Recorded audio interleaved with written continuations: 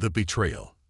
Admiral Sarah Chen stood at the viewport of the Earth Defense Command Station, watching the blue marble of her homeworld slowly rotate below. The morning briefing had been routine until the priority transmission from Kepler Station arrived, its emergency beacon cutting through the usual diplomatic chatter like a blade through silk. "Admiral," Lieutenant Torres called from the communications array, his voice tight with concern. "We're receiving a coded transmission from Dr. Webb at Kepler Station. Priority Alpha." Chen turned from the viewport, her weathered face betraying nothing of the unease that had been growing in her chest for weeks. The Galactic Council had been pushing harder for access to Earth's research facilities, their requests becoming more insistent with each passing day. "Put it through to my office," she ordered, striding across the command deck. And Torres. This conversation never happened.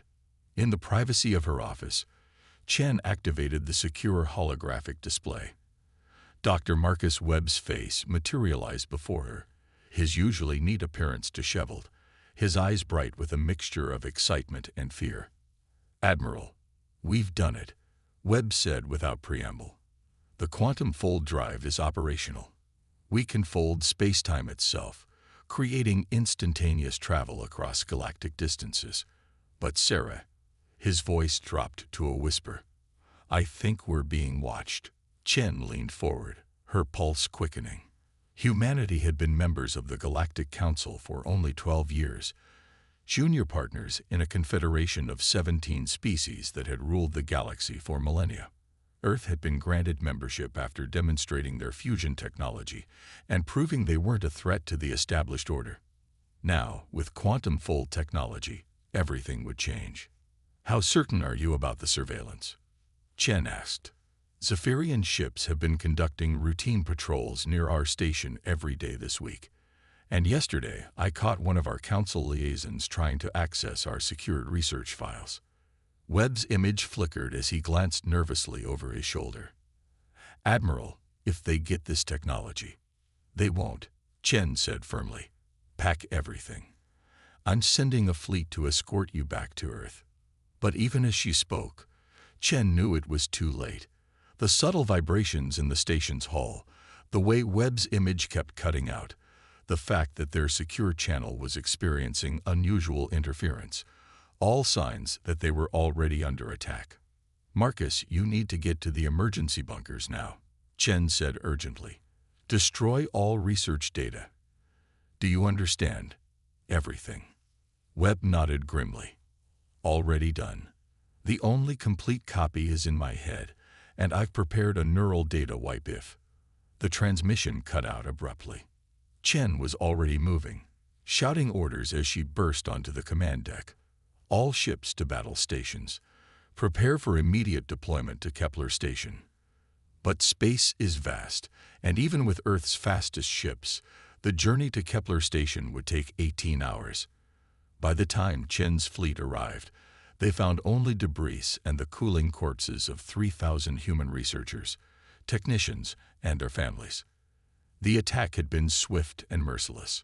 Every structure had been reduced to molten metal, every ship destroyed, every database wiped clean. The only survivors were the automated distress beacons, their mechanical voices crying out into the void long after all human voices had been silenced.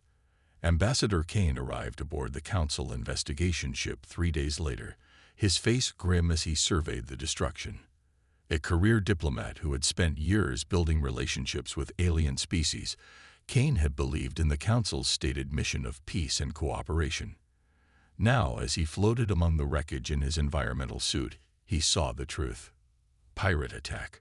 High Counselor Vex announced during the official inquiry, his reptilian features arranged in what might have been sympathy. "Tragic, but these things happen in the outer systems. We will, of course, provide compensation for Earth's losses." Kane stared at the Zephyrian leader, noting the way Vex's scaled hands twitched when he spoke, a tell Kane had learned to recognize over years of negotiations. "Pirates with military-grade plasma cannons and quantum scramblers?" he asked quietly. "The galaxy is a dangerous place. Ambassador, perhaps Earth's researchers were not as careful with their security as they should have been." That night, alone in his quarters aboard the diplomatic vessel, Kane activated his personal encryption system and began composing a message to Earth. He had served the cause of peace for 15 years, but some betrayals were too great to forgive. The evidence came in pieces over the following weeks. A Nexari trader who had witnessed Zephyrian and Altarian ships massing near Kepler Station. A synthetic intelligence who had detected coordinated communications between Council fleets just before the attack. Financial records showing massive payments to mercenary groups from Council member worlds. Most damning of all was the testimony of Dr. Webb himself. The man Chen had known as Earth's greatest scientific mind had been found 3 weeks after the attack, floating in an escape pod, his mind shattered by neural torture devices. Before he died in the medical bay of Chen's flagship, he managed to whisper 13 words that would change the course of galactic history. They wanted the fold drive. They knew. The Council. They knew everything. Chen stood in the Earth Defense Command Situation Room, facing the assembled representatives of humanity's military and political leadership. The holographic display showed the current positions of every Earth vessel, every orbital platform, every defense installation humanity had built in their 12 years as a spacefaring species. Ladies and gentlemen, Chen began, her voice carrying the weight of 3,000 murdered souls. The Galactic Council has declared war on humanity. They simply forgot to tell us. The room erupted in angry voices, but Chen raised her hand for silence. They believe they have destroyed our quantum fold research. They believe they have eliminated our best scientists. They believe humanity will accept their explanation and continue as junior partners in their galactic empire. She paused, letting her words sink in. They are wrong on all counts. Prime Minister Rodriguez leaned forward. Admiral, what are you suggesting? I'm suggesting we show them what happens when you betray the trust of Earth. Chen's eyes were cold as the space between stars. Dr. Webb wasn't the only one working on quantum fold technology. He was just the only one the Council knew about. The room fell silent as the implications sank in. For years, Earth had been secretly developing military technologies, hiding their true capabilities behind a facade of peaceful cooperation. The Council had seen humanity as weak, naive newcomers who could be manipulated and controlled. Ambassador Kane, Chen continued, I want you to return to the Council chambers. Deliver our formal withdrawal from the Galactic Council. Tell them that Earth will no longer participate in their organization. Kane nodded grimly. And when they ask why, tell them they know what they did. Tell them that justice is coming. Chen turned to the holographic display, where the positions of Earth's hidden fleet were now clearly visible. Tell them that humanity remembers its dead.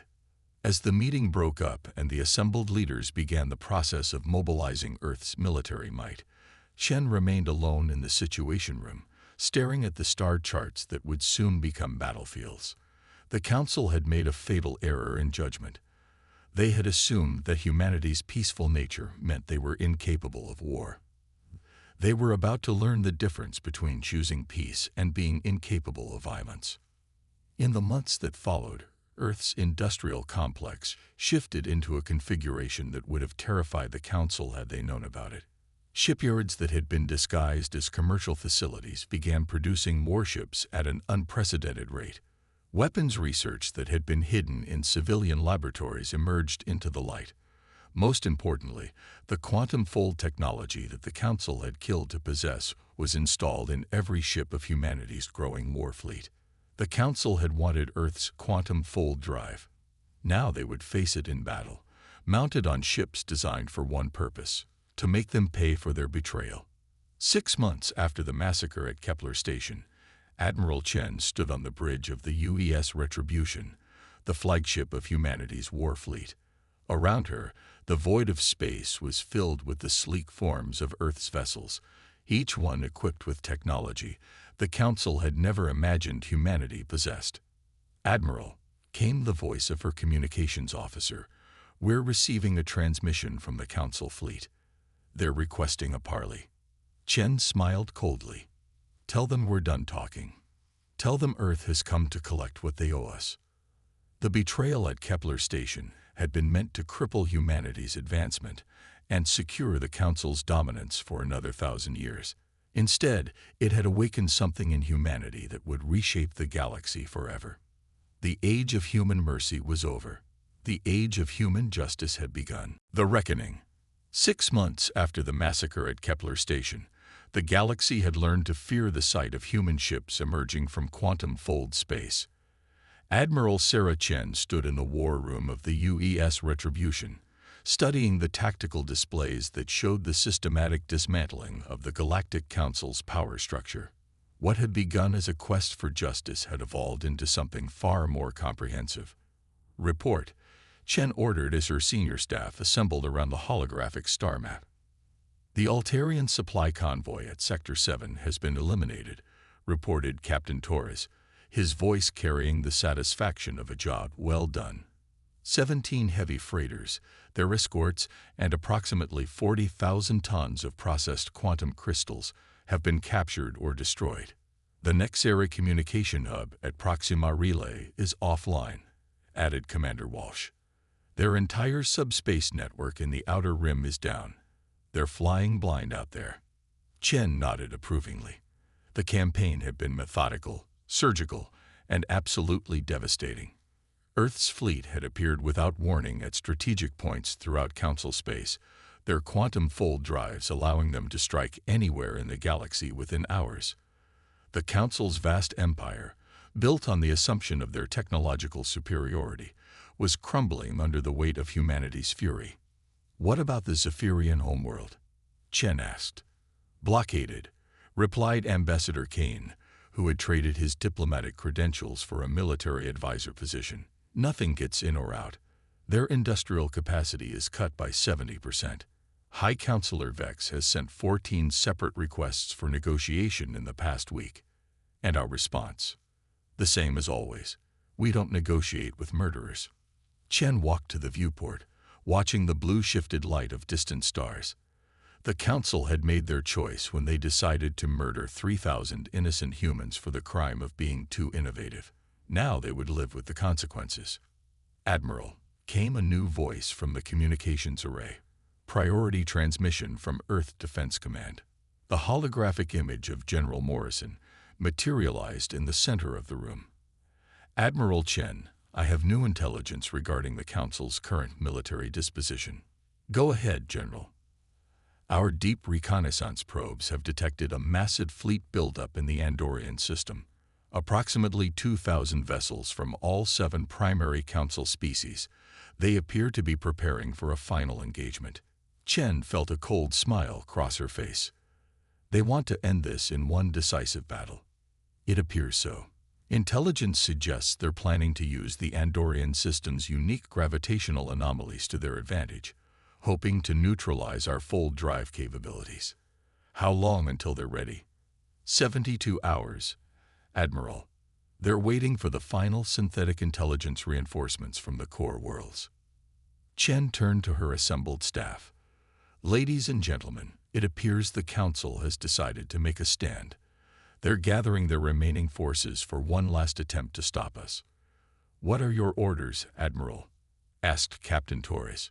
Chen looked at each of her officers in turn, seeing the determination in their eyes.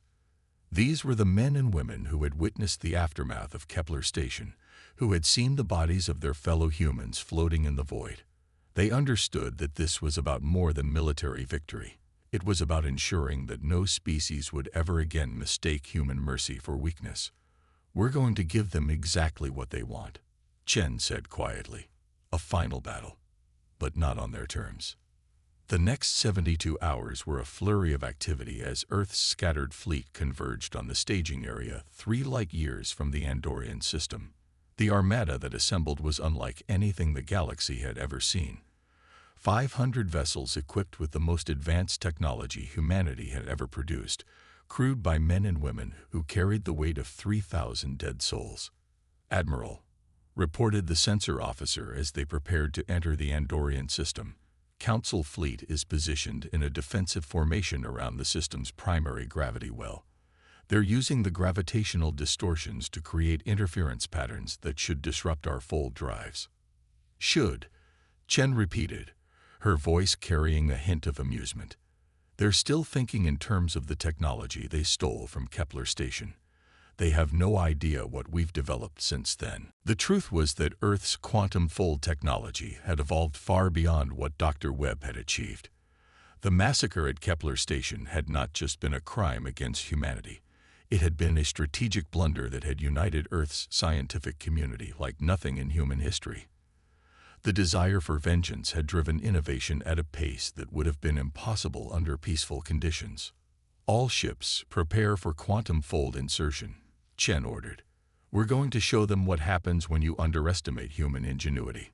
The fold jump that followed was unlike anything the Council had experienced.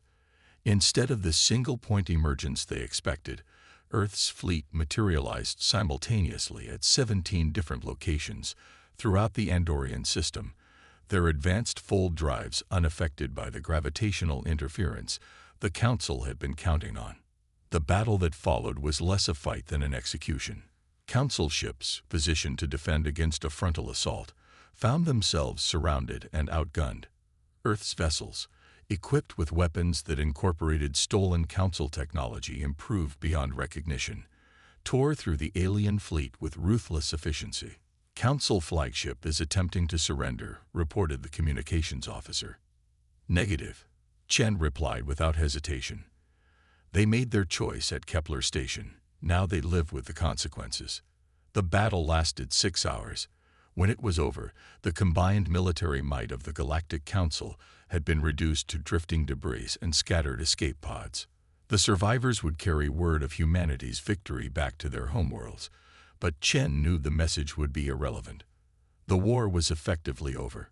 High Counselor Vex materialized in the Retribution's holographic communication array 3 days later, his reptilian features showing the strain of the past months.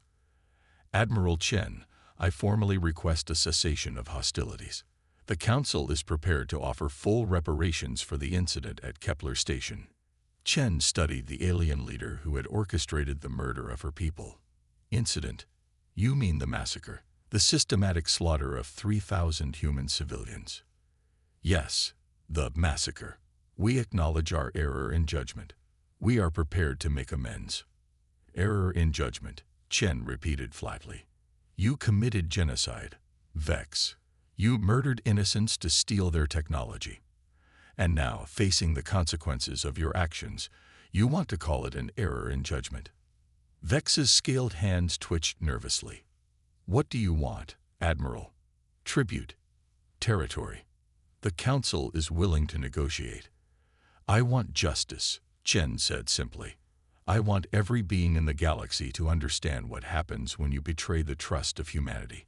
I want the Council dissolved, its leaders tried for their crimes, and its member species placed under Earth's protection. You're talking about the conquest of the galaxy. I'm talking about preventing another Kepler Station. You've proven that the current system is corrupt beyond redemption. Humanity will provide a better one. Vex's image flickered as he struggled to maintain his composure. You cannot seriously believe that Earth can govern 17 species across thousands of worlds. Watch us, Chen replied, and cut the transmission. The campaign that followed was swift and decisive. Without their combined fleet, the Council member worlds fell one by one to Earth's advancing forces. Some surrendered immediately, their leaders hoping to negotiate favorable terms. Others fought desperately, only to discover that their technology was no match for humanity's quantum fold capabilities and advanced weaponry. The Zephyrian homeworld was the last to fall. High Counselor Vex barricaded himself in the planetary capital, surrounded by the remnants of his personal guard. When Earth's forces finally broke through, they found him in his private chambers, staring at a holographic image of the galaxy as it had been before humanity's arrival. You've destroyed everything, Vex said as Chen entered the room, her sidearm drawn but not aimed. Thousands of years of civilization, reduced to rubble by your thirst for revenge. We destroyed a system built on the oppression of newer species, Chen corrected. We ended a civilization that thought murder was an acceptable tool of diplomacy. What we're building in its place will be better. And what of the price? Vex demanded. How many innocents have died in your campaign of vengeance? Chen considered the question seriously. The truth was that Earth's forces had been remarkably restrained, focusing their attacks on military and government targets while avoiding civilian casualties whenever possible. The death toll from 6 months of warfare had been less than a tenth of what the Council had inflicted on Kepler Station in a single day. Every death in this war is on your hands, she said finally. You chose to murder our people. You chose to steal our technology. You chose to lie about your crimes. Every consequence that followed was the result of your choices, not ours. Vex laughed bitterly. You think you're so different from us. You think humanity is somehow morally superior. But look what you've become. Conquerors, tyrants, destroyers of worlds. Protectors, Chen corrected. We're protectors now. Protectors of the species you would have oppressed, the innovations you would have stolen, the innocents you would have murdered. And yes, we'll be tyrants if necessary, but we'll be tyrants with a conscience. 6 months later, Admiral Sarah Chen stood once again at the viewport of Earth Defense Command. Watching her homeworld turn slowly in the light of Sol, the galaxy had changed beyond recognition. The Galactic Council was gone, replaced by the Terran Protectorate. The 17 species that had once ruled the galaxy now lived under Earth's protection, their worlds secure but their ambitions firmly constrained. It had not been the outcome anyone had expected when Dr. Webb first made his breakthrough at Kepler Station. Humanity had joined the Galactic Council seeking partnership and cooperation. Instead, they had been betrayed, their trust violated, their people murdered. The Council had made a simple miscalculation. They had assumed that humanity's peaceful nature made them weak. They had believed that Earth's desire for cooperation meant they would accept any injustice rather than fight. They had been wrong. The age of Council dominance was over. The age of human justice had begun. And in the years to come, the galaxy would learn that there was no force more dangerous than humanity betrayed, and no protection more secure than humanity's promise to defend the innocent. The broken covenant had been replaced by something stronger. A galaxy united under the protection of a species that had learned the hard way that sometimes the only way to ensure peace is to be prepared for war.